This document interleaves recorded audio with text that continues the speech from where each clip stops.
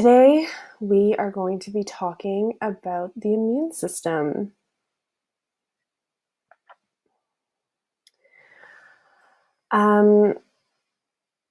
This is the first part of a 4-part course that I'm offering online about building a healthy immune system.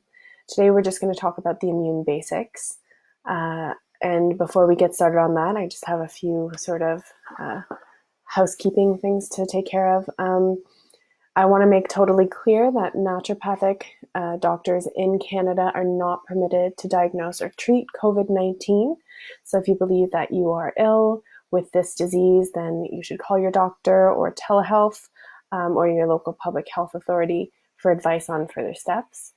Our talk here today is not about preventing infection or treating infection with COVID-19. It's about how to support your body's natural ability to keep itself well. This content is also not considered health advice. So if you're interested in developing a personalized health program, then you should talk to a certified healthcare practitioner one-on-one, such as an ND or your family doctor. Today, we're just going to go over some information and hopefully spread a bit of knowledge about how the body works and how you can keep your body working optimally. So here are a few things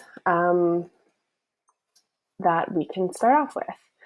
So first of all, just to give you an idea of what this course is about, I'm aiming to give you an understanding of the basic functions of how the body keeps us well. So what are our natural defenses? To understand what factors affect the ability of the body to do its job well and keep us healthy, and to know what options you have to help that body do its job well. All right, so what you would have to do still on your own is to set your goals and decide what you want out of this. Decide what factors are most important to you, what factors and what outcomes, and what adjustments to your life are within reach. So you get to decide on your path and then take it. A little bit about me as a naturopathic doctor. I don't go for an all or nothing approach. I personally would rather make changes that fit into a life that I want to live. So I go under the assumption that most people that I speak with and work with feel similarly. So I'm always looking for the most high yield approaches. So what can I do that's going to give me sort of the most bang for my buck? If I'm going to go through the effort and sometimes inconvenience of making changes in my life, I want to know that it's going to give me a clear benefit and hopefully the greatest benefit possible.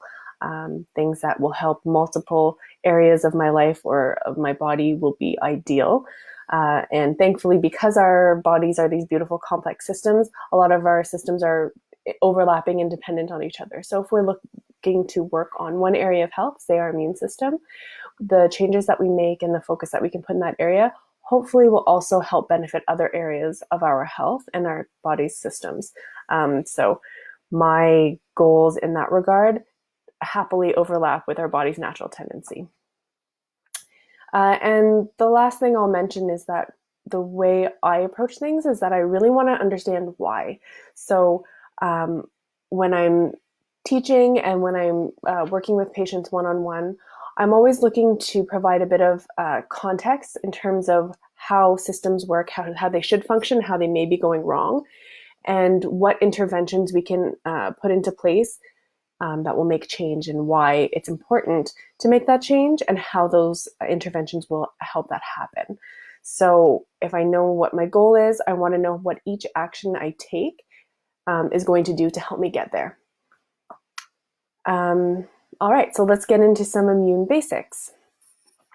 As well, if you wanted to ask any questions through the talk, just go ahead and type into the comments, and hopefully I will be able to see those and answer your questions, either throughout the presentation or closer to the end. Okay. So when we're talking about how to optimize our body's function, we first want to understand what is the framework that we're working within. So to start off, we have our genetic inheritance. So whatever our DNA codes us to be is our starting point. That gives us a realm of possibility as well as limits in terms of what is possible for us physically. So that doesn't predetermine our state of being. We once thought that our DNA was just written in stone and it predetermined how we ended up. So if we had a tendency or a genetic marker for a certain disease, that we would definitely get that disease or illness.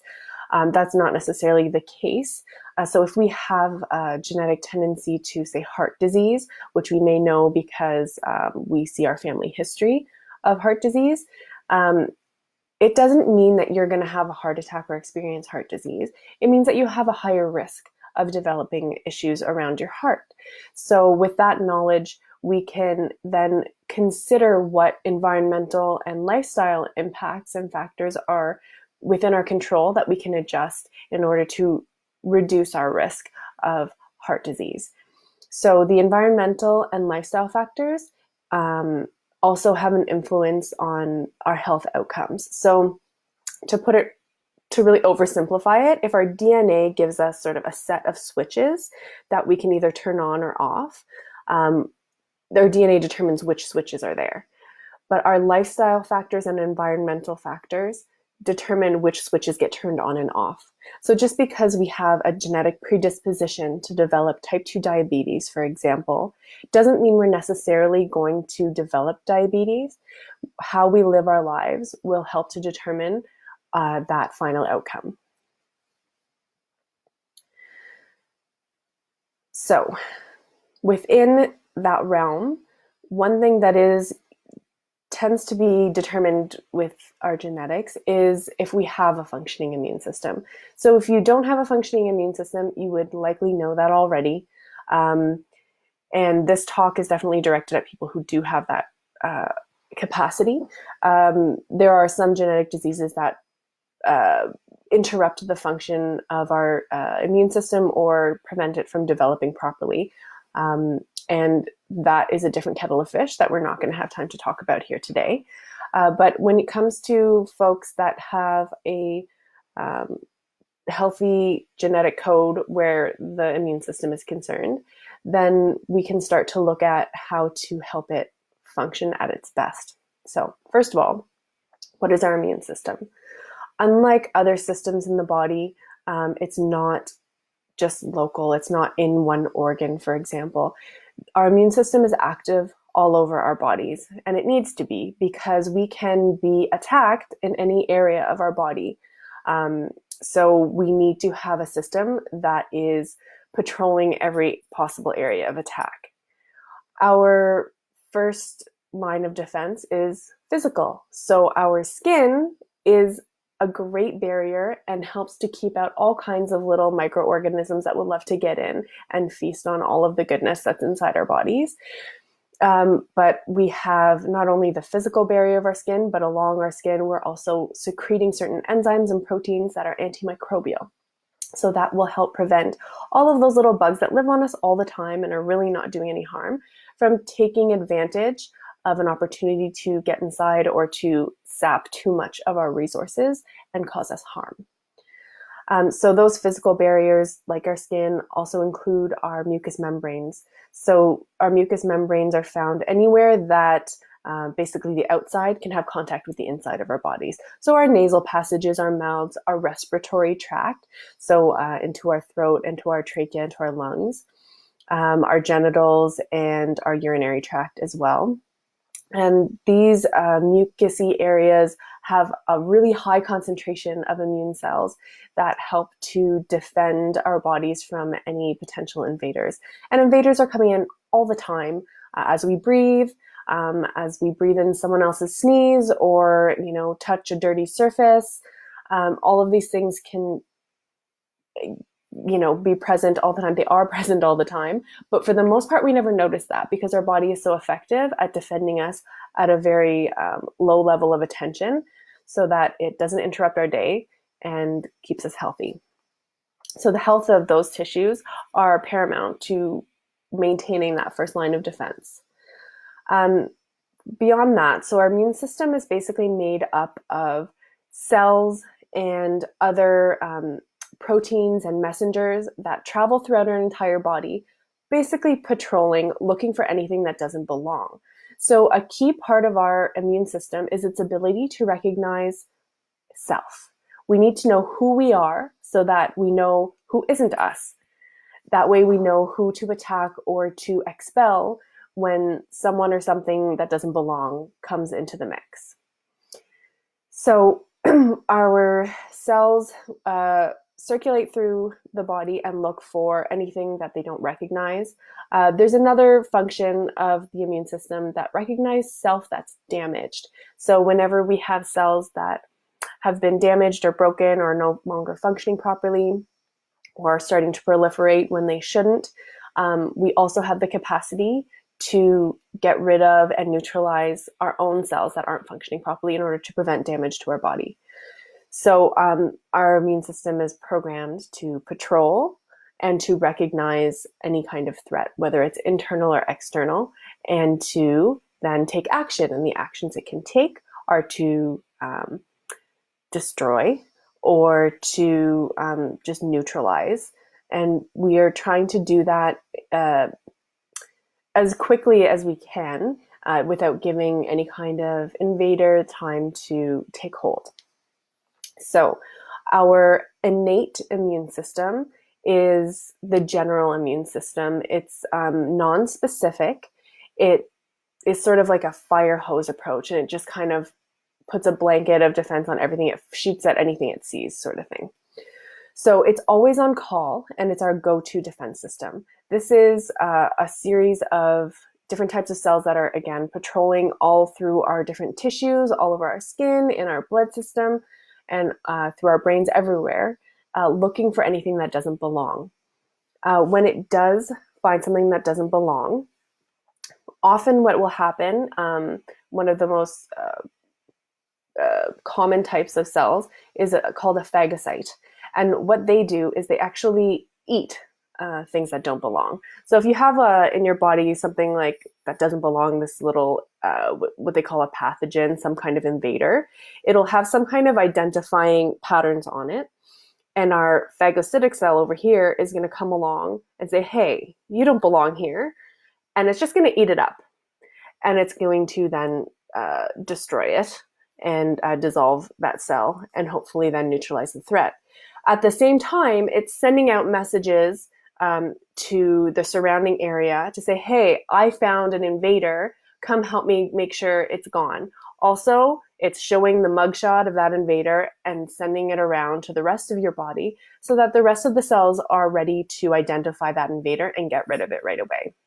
So those phagocytic cells are a major line of defense, and they're working together with these other chemical messengers that spread the word and let the other basically soldiers in our defense system know that there's a threat and it needs to be taken care of. So this is the same response that we get when we start to feel really crummy when we feel sick. So maybe we just feel really tired. We might get a fever. That's when that innate system is really in full drive. So if it's able to find an invader and just get rid of it and neutralize it, we may not even notice and we may not feel ill. When it's really starting to ramp up and kind of go hard, we'll start to feel sick. We might get a fever, which is also taking advantage of those chemical messengers to send a message to our brain to say, hey, we're under attack, make our body inhospitable to invaders. And so we turn up the temperature to make it less hospitable for pathogens to proliferate. And we also sort of start safeguarding our iron and our zinc so that invaders can't use those nutrients and resources for their own devices and to multiply and take over. So there is actually a value and function to a fever. This is considered overall an inflammatory reaction, and that's really helpful in helping to get rid of whatever's attacking us, make it an inhospitable environment to proliferate, and to neutralize or destroy whatever threats. We're calling in certain cells called natural killer cells, and they do exactly what you think they would do. They just come in and kill any invader, anything that doesn't belong. So when this whole arsenal of defenses is going hard and is feeling overwhelmed, they also decide to then tap into the other aspect of our immune system, which is called the adaptive immune system. So that's the more specialized equipment. So the innate or non-specific system is general and will attack anything and everything it sees and doesn't recognize. And it is, pretty effective. But the adaptive immune system adapts its weaponry to a specific attacker. So, as I mentioned, a cell will identify and basically take the mugshot of an invader and send it around to the rest of the immune system. The adaptive immune system will take that mugshot and really analyze it and make a weapon that's specifically targeted at that attacker. So this is where antibodies come into play. So you've likely heard about antibodies. You may have heard them in recent times around the pandemic, and the idea that we want to do serological testing on people who have recovered from the illness to see if they have antibodies for that specific virus. So this is also what is used in vaccines. So you can have the natural development of antibodies by exposure to an illness, as in the case of COVID-19 or in the case of chickenpox, where you develop a specific antibody that attacks a specific virus. And that means, generally speaking, especially when we're talking about something like chickenpox, once you're exposed to that virus and your body makes up the antibodies to attack it, you are unlikely to get sick again. If your immune function is up to snuff, then when you get exposed to chickenpox again, your body recognizes it so quickly that adaptive response already has a bunch of reserves in your body. It remembers seeing that virus before, and it can deploy its troops right away to attack the virus so that you don't actually get sick. The same thing is used in vaccination, where you are given a dead virus or parts of a virus or disease to get your body primed to educate your adaptive immune system about what this invader looks like, so that when you actually encounter it out in the wild, your body doesn't have to go through the whole process of getting sick, cueing that innate immune system and feeling so crappy and having a fever and all this while the virus starts to take hold or the illness starts to take hold, and your adaptive immune system is working hard to figure out how to make that specialized weapon. With a vaccine, you already have that specialized weapon ready to go, so that when you see that disease in the wild, you can deploy it right away, and then hopefully not have to experience becoming ill, or if you do become ill, not be nearly as severe. So that's the idea with the adaptive immune system, and that is the important distinction between the function of the two systems. Of course, they're always working together, and we need a functioning innate immune system in order to inform the adaptive immune system of what it needs to do, but they do work together to effectively keep us well in most cases. So I hope that this is making sense so far. The immune system, as I said, isn't local, so it's always circulating through our entire body, but there are a few sort of hubs that exist. So as I mentioned, the mucousy areas of our body have a much higher concentration of immune cells because we're exposed to so much more in those areas. We need sort of more soldiers on those front lines. We also have a lot of hubs along our digestive system. So if you consider when we are eating and drinking, there's all kinds of stuff that could be in our food and in our fluids that our body may potentially be damaged by. So we have a lot of hubs all along our digestive system to keep tabs on all of what we're consuming that's moving through our body that could potentially pose a risk. And we also have lymph nodes, which you've likely heard of. If you have a cold or whatever, you go to the doctor, they'll feel your neck to see if your lymph nodes are swollen. So what happens is there's all that action of identifying an invader and then spreading the word and sending around the mugshot, and a lot of that is done in those immune hubs. So often that's done in the lymph nodes. So when those hubs start to get really busy, sometimes they can swell up because they're just doing a lot. And a lot of stuff is moving through them, and the swelling occurs because things aren't draining through as quickly as they're coming in. So that is how generally the immune hubs work together and help to circulate the rest of the cells and equipment, basically, that our immune system is deploying to keep us well. Let's see, the immune system that is flowing through the lymph nodes and the lymphatic system can sometimes get a bit clogged up, and you see that swelling. And so that would be why you may have heard of lymphatic drainage as a treatment for lymphatic swelling or for improving immune system function. Just to kind of give a sort of physiology note here, our blood vessels, so our heart pumps, and it pumps into our blood vessels, our arteries, that also pump blood through the body.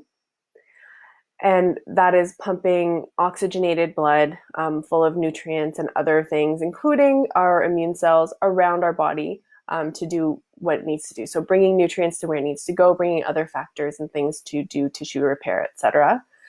And then when that blood is used up, it comes back through the venous system, back towards our heart. And our veins don't have pumps. So the blood goes sort of on the momentum of the pumping from the arteries and through the pumping of our muscles. So just moving our bodies, contracting our muscles, helps to bring the blood vessels along. So if you've ever, been sitting or laying and not moving your hand or leg and it falls asleep, it's because the blood is not pumping back to your heart, and you're getting a stasis, like a buildup of stagnant, used up blood that's not really helping those tissues. So it kind of feels weird. Similarly, with the lymphatic system, it doesn't pump itself. So we need to be moving in order for the lymphatic flow to happen. So if we want to keep those great immune soldiers moving through our body and doing their job, there does need to be some kind of movement. And so that's why physical activity can be really helpful in boosting the immune system and keeping it functioning properly. That doesn't mean that you have to do 3 hours of a HIIT workout.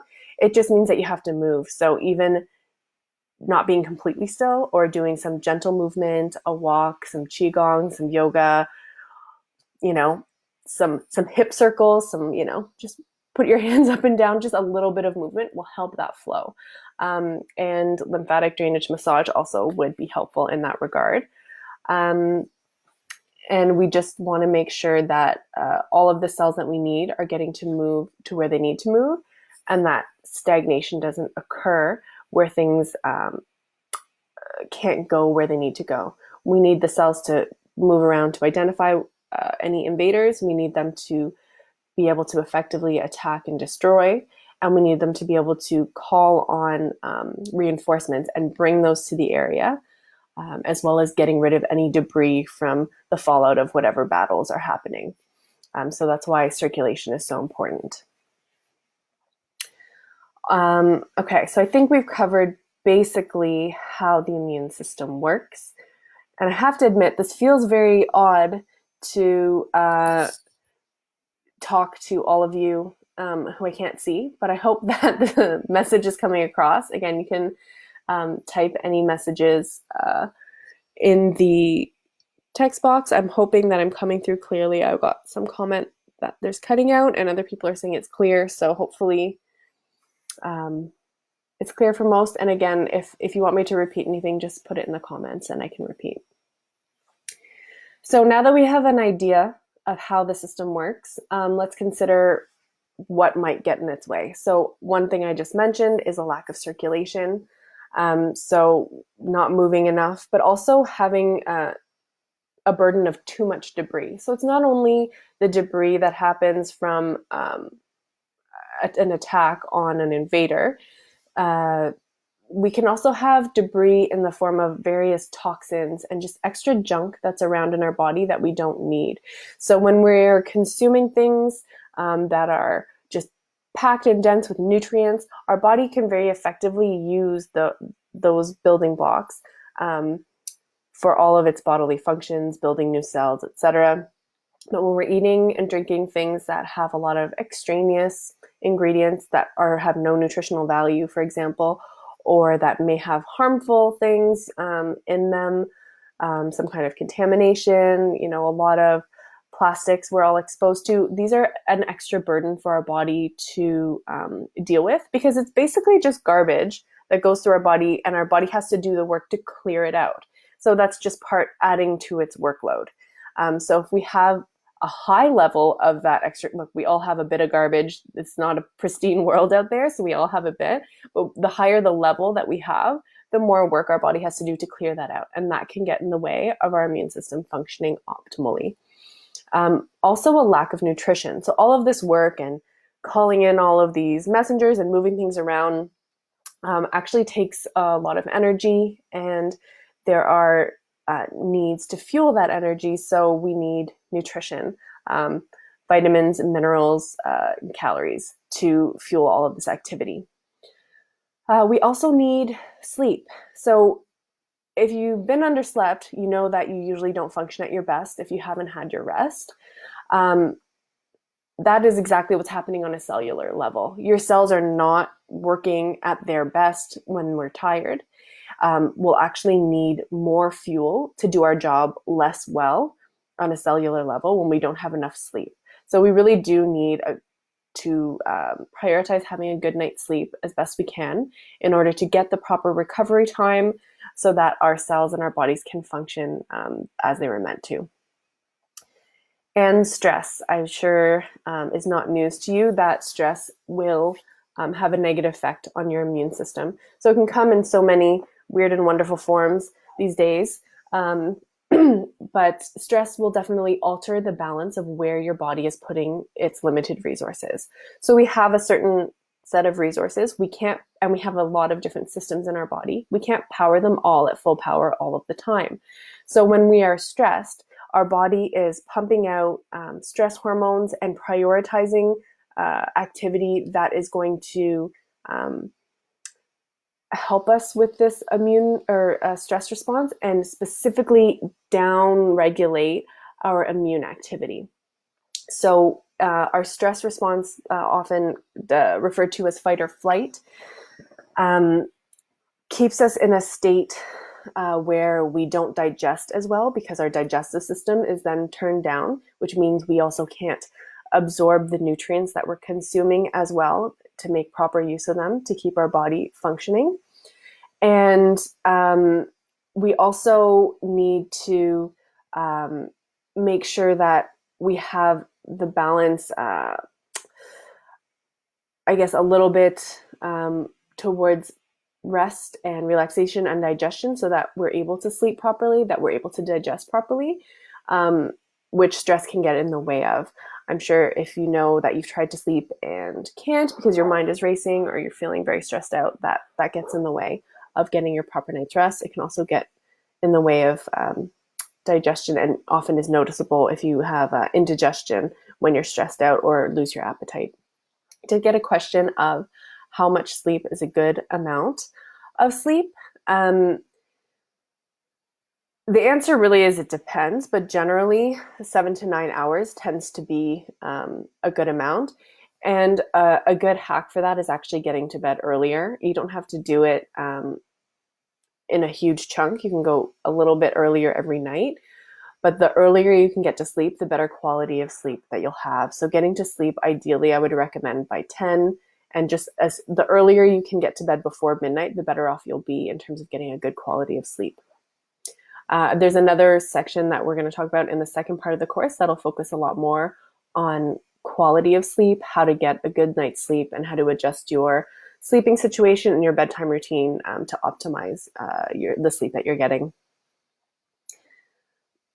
So we talked about a lack of nutrition, poor circulation, lack of sleep, and stress. So the main areas that are going to help to optimize your immune system are, frankly, the same areas that I would focus on to just set out a good, solid foundation for optimal health.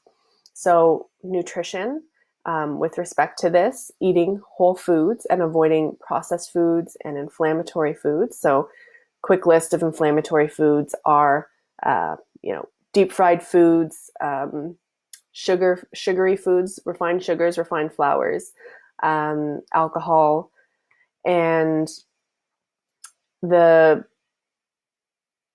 some red meats as well can be highly inflammatory. So eating those in moderation.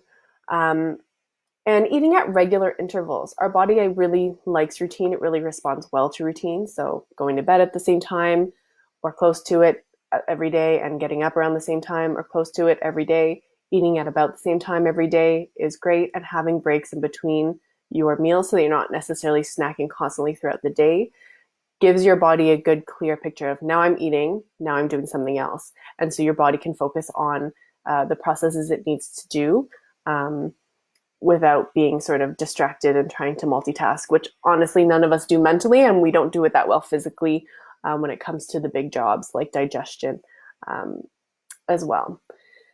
So nutrition is important, eating at regular intervals, not eating late at night. Those are all just helpful tips. And again, the rest of the course will actually go into a lot more detail in terms of specifically what types of foods, how to shop, especially under the circumstances, how to shop effectively and still get good fresh food into your bodies when you're trying to reduce how much shopping you're doing and how much you're going out. Circulation, we discussed briefly. So making sure you move your body. When it comes to exercise, you need to check in with yourself or with your health provider to really determine what is the best type of movement for you. But any kind of movement that you can do is going to be helpful. Not moving is always worse than moving, generally speaking. So we want to keep things active. That will help to pump circulation through your body. It also helps your heart health and your mental health, which are all things that will contribute to a well-functioning immune system. You may have seen my video on alternating showers. That is a great way to help to prime that pumping action. So when you take a hot shower, basically your blood vessels dilate, so they open up, and it brings lots of circulation out into all the periphery of your body from the core of your body. And then when you switch to cold, it causes those blood vessels to contract, so they'll tighten up and pump all of that blood back to your core. Which again, as we talked about, is really just priming that pumping system, getting blood moving, bringing back all of the used up blood cells and debris from the periphery of our body, and getting it cleaned up and processed, and then getting clean, fresh, oxygenated, nutrified blood back out and pumped to our body. So by doing the hot, you open things up, get that flow back to your heart when you do the cold, and then you do back to the hot, and that helps to bring that fresh blood back out to the periphery. And then you do it again, brings back to the heart. So you're really just cueing your body to do that pumping motion and that circulation that it should naturally be doing, just priming it to do it better and to wake it up and say, hey, remember, you're supposed to be doing this. Get things moving, get things moving. And you'll see if you try the showers yourself, it's very invigorating. And it really helps. You can tell it's bringing, good, fresh nutrients and oxygen to your body just by the way it's so uplifting. Even if you are averse to having a cold shower, once you go through the circuit a couple of times, and if you do this a few days, I have a very high success rate of people coming back and saying that they enjoyed it and appreciated the benefits. So I really do recommend you give it a try. Another option there, if you really hate cold showers, or if you just want to add to this, is dry brushing. So you get a natural bristled brush, a body brush, and you brush your body in circular motions from your extremities, so your arms towards your heart, and from your feet up your legs towards your heart in circular motion all over your body. And you do that when you're dry, and then jump in the shower. That's also going to help with that circulation, the lymphatic drainage, and also a nice exfoliation treatment for the skin, and helps to just keep things moving as they should. That is not something I'd recommend doing every day. Maybe 3 times a week is ideal for that.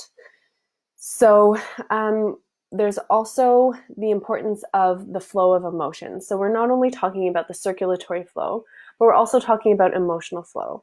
From a perspective of traditional Chinese medicine, um, the idea is that any emotion can be a healthy emotion, and the only unhealthy emotion is one that is not expressed. So any emotion that we feel and we don't acknowledge or process or express can become stuck, and that is a form of stagnation and a form of stuckness, a barrier, an obstacle to flow in our bodies, and can then contribute to us feeling unwell, and depressing the function of our systems overall. So, especially at times like this, when there are a lot of emotions coming up, there's a lot of new challenges and uncomfortable situations that were unexpected and that we, are forced to face on a day-to-day basis. It's really important to check in with that emotional state and acknowledge what we're feeling. It's not just, you know, something reserved for others. Everyone needs to do it. We're all human. We all have emotions, and they do need to be acknowledged and processed in order for us to be fully functioning and optimally functioning human beings, which is our goal here. Sleep, again, is super important. So just quick pointers here today are basically make a dedicated sleep space. Your bed should only be for sleep and for sex. No TV in the room, no arguments in the bed.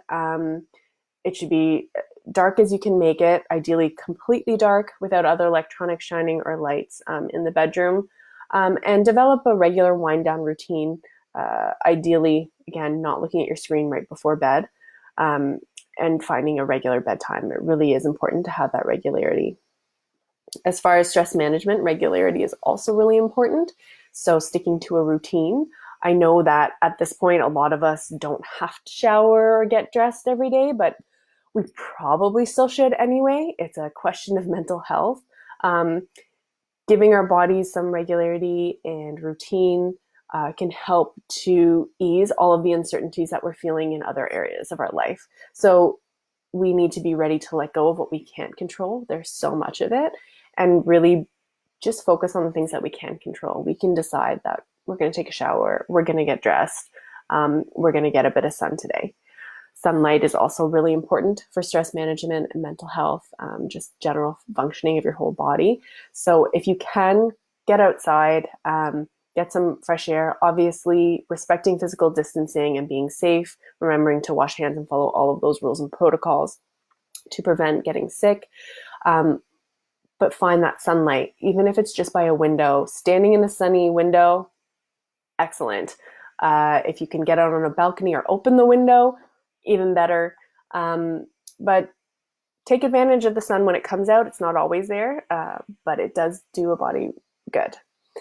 And a change of atmosphere and a change of pace can really help under these kinds of circumstances. So even though a lot of us are stuck at home for most of the time, that doesn't mean we can't change our atmosphere. So maybe it's rearranging your room, a couple of rooms in your house, changing the way, the layout of your place, putting up some kind of new decor or taking down some other decor, making some kind of change in the area of how it looks, how it feels, or how you use the space can change things up for you and make things feel new when they start to get stale. And when things start to get stale, we can start to feel a bit down about it and a bit congested in our lives. Other ways to do this are just to say, listen to music you've never heard before, or something that you haven't listened to in a long time. Just do something different than what you usually do. If the TV's usually on or the radio's usually on, turn it off. Try something different. We get so used to the way that we do things at home that when we're at home all the time, it can feel like a bit much. So you can have routine, that's important, but there are things and areas within that routine for you to make change and do things different and try new things. Maybe pick up a new hobby. This can help to change the patterns of your brain and help to sort of shake off some of that stress and a bit of that slightly oppressive feeling of being stuck at home under these quarantine situations. And finally, a really huge asset in stress management is community connection. So reach out to your community, talk to people that you know, talk to your friends, talk to your family, do video chats, um, you know, holler out at your neighbor, have a nice yelly conversation between friends. Um, it really pays off to connect with people on a human level. It is nourishing to help others as well as to accept help when we need it. So reach out if you're feeling that need. Um, I really can't stress enough the value of that connection. So I hope that this has been of some value for you all today. Um, and that I've given you some kind of information that you can go forward with. If you're interested in knowing more, this is just the first part of a 4-part course. So to go into a little more in the next few sections, we're going to talk about how to move more, sleep better, stress less, where we're going to talk a little more about what kind of physical activity to do and how to work that into your life. More on developing healthy sleep habits and troubleshooting sleep issues. Sleep problems are extremely common, disturbingly common, actually.